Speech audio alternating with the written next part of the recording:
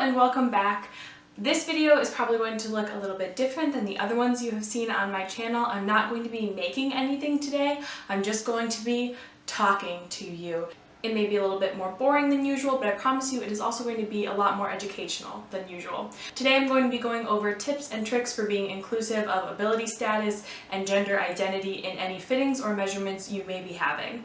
So this is mainly targeted towards people who are doing fittings or measurements of other people. It's pretty easy to be inclusive of your own status, but it can be a lot harder when you're dealing with the general public. So whether you're making commissions, working in a costume shop, or working in a dressing room as a fitting attendant, these are all things that you can do to make other people more comfortable and be sure that you're always being inclusive of all people in your space.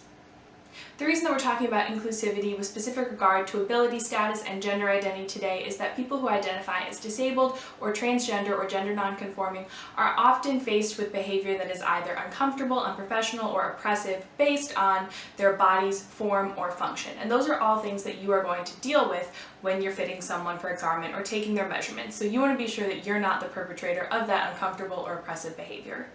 While I do not personally identify as disabled, transgender, or gender nonconforming, I wanted to make this video because I'm trying to educate people about sewing and making costumes and garments. And if you're making costumes and garments at some point or another, you're likely going to take someone's measurements or do a fitting. And if you want to do those things in a responsible and respectful manner, this is information that I think you should have. That said, because I'm not part of any of those communities, I did seek input from people in all of those communities in order to write the script for this video and compile these tips and tricks. So thank you to all of these lovely people who lent me their expertise and their insight and helped me to make this video as inclusive as I possibly could. The first things we are going to go over are things that you can do before the fitting or measurements ever happen. The first one, and this is a really big one, it can also be really challenging, is making your space accessible. So if you can, remove any physical barriers. Don't wait until somebody runs into one or you run into an issue with your space not being accessible. Try from day one to make it as accessible as possible. That said, I do know that some people don't have the option of where they work. For example, I worked in a costume shop for years. I did not design the theater building that the costume shop was in. So what you can do is make sure that whenever you set appointments for fittings or measurements, let people know any accessibility issues that might exist. This building only has stairs, the hallways are very narrow, it's at the top of a steep hill, and talk to people about whether or not they need alternatives. So when you make those obstacles known, also make known that you have options for accessible alternatives. So for example, you can meet in a different building, you can meet them at their location, you can work on the bottom floor instead of the top floor if there's only stairs, those kind of things. The best way to do this is just to offer those options to everybody and not make anybody ask for it or feel singled out. Now we're going to move on to introductions. So if you use a form that people have to fill out, make sure that on it asks for their pronouns. And you'll also want to offer yours when you introduce yourself or in your email correspondence if that's how you're corresponding to set up appointments. Of course, always use whatever pronouns they use. If you haven't gotten someone's pronouns yet, use they, them, or other neutral pronouns instead of assuming. Regardless of who you are, it can be really stressful or anxiety-inducing to have somebody take your measurements or fit you for a garment, so make sure that you're just trying to be warm and personable and let people know that they can ask you if they have questions or talk to you if there's an issue. So after you've gotten your appointment set up, you've been introduced, the next thing you're going to want to do is preface the experience. And what I mean by that is you're going to tell this person what getting their measurements taken or what this fitting is going to look like. You're going to explain that you're going to need to be physically close to them, that there's going to be close contact, that you're going to have to touch them in a variety of places, and that if they're uncomfortable at any moment, they can just ask you if they can take a breather. They can ask you if they can take a seat for a minute. They can ask you to accommodate any need that they have, and you are going to do your best. A big one for this is let them know that if they're uncomfortable with the way you're taking a measurement, you can work with them to find a different way to take that measurement. For example, when I take waist measurements, my go-to is usually to pass the measuring tape behind the back and then pull it back to the front. And so for a moment, my arms are going to be around that person. Some people might not be comfortable with that. If they're not, then let them know that they can say, hey, that's too close, and you'll back off and say, okay, please pass this around your own back and I'll meet you on the other side. It's also super helpful to tell people how long you're going to need them standing. Not everybody can stand for a long period of time, so if you have a lot of measurements to take or a really long fitting, say approximately how long you think it's going to take, and like I said earlier, tell them that if they need to take a break and sit down, that is totally fine. That's not just good for them, it's good for you, because you know what sucks? Taking somebody's measurements or doing a fitting and they keel over because they were pushing themselves to try to stand up, but they couldn't do it anymore. It's also great to let people know that if you're asking them to stand in a manner that's uncomfortable for them, that they can change it or refuse to do that. For example, when you take arm measurements, sometimes you ask people to hold their arm directly out. Not everybody's able to hold their arm in this position for a long time. Not everybody's able to bend their arm in this way or straighten their arm in this way. So let them know that anything they can't do is a-okay. You'll get the measurement a different way. If you're part of a shop environment where you have multiple people who might be working there, who might be an option to take measurements, ask the person if they have a specific gender they're most comfortable with or if it matters to them at all. You won't always have that option because you might be working alone, but if you have it, it's great to offer. The last thing is simple, just ask if there's anything you need to know before fitting their garment. They might tell you something you didn't think to ask about. That's also a great moment to ask if they have any remaining concerns. Okay, I know it sounds like that was a ton of stuff before the fitting even gets started, but trust me, it flies by in real life. When you're setting up the space you're going to be working in, keep privacy in mind. If you're working in a shop environment, try your best to offer a fitting time that doesn't have a lot of technicians around. You can also offer that this person can bring a friend if they might need that support or feel more comfortable with another person there if you are in a one-on-one environment. You should also offer that person a private space to change. Now, I've been doing theater for years, I've been on stage, I've been in costumes, I'll change in front of anybody, to be honest with you. But not everybody feels that way, so I know when I'm doing a fitting, I have to make sure somebody has the option to change far away from anybody else. Okay, we are finally to the point where you are doing a fitting or taking measurements. This one might seem obvious, but you might be breaking this rule without even thinking about it. Don't move somebody, ask them to move themselves. So that means, for example, say, can you please extend your arm to the side, flat, like this, instead of taking somebody's arm and moving it up for them. You might not know how well balanced somebody is or what movements they can or can't do, as well as it can just be uncomfortable to be touched unnecessarily. So ask for what you want, don't manhandle to get what you want. Also, be communicative. Talk about what you're doing. Talk about what measurements you're getting as you take them. Talk about what measurement is next, where you're going to touch the person next, how you're fitting a bodice, how you're fitting a pant. Just let them know what's going on. It's going to make them more comfortable and prevent them from being surprised. I'm super jumpy. If you're taking my measurements and you're working behind me and you touch my back in a place I didn't expect, I'm going to jump. I just want to know, hey, I'm about to take a length measurement from center back to neck. Next, we're going to talk about mobility aids and adaptive technology. So those are things like canes, walkers, hearing aids, things employed by people with a disability. If somebody has adaptive technology or a mobility aid, do not move it unless they ask you to. Even if you think, oh, this cane is in somebody's way, I'm just going to pick it up and throw it over here.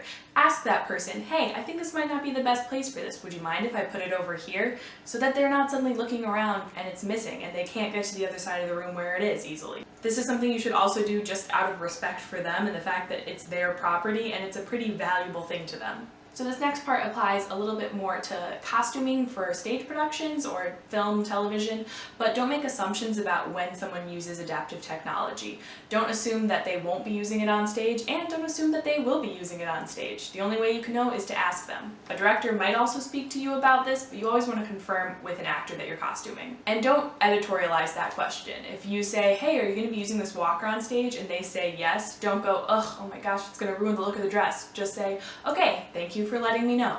They don't need to know how you feel about that. If you're considering incorporating somebody's adaptive technology or mobility aid into a design, talk about that in a similar way. Ask questions and don't editorialize your responses to their answers. For example, if you want to ask, hey, can I put butterflies all over your walker? And they say, no, I'm really not comfortable with that. Don't go, oh, it would have been so cool. Just say, okay, thank you for letting me know.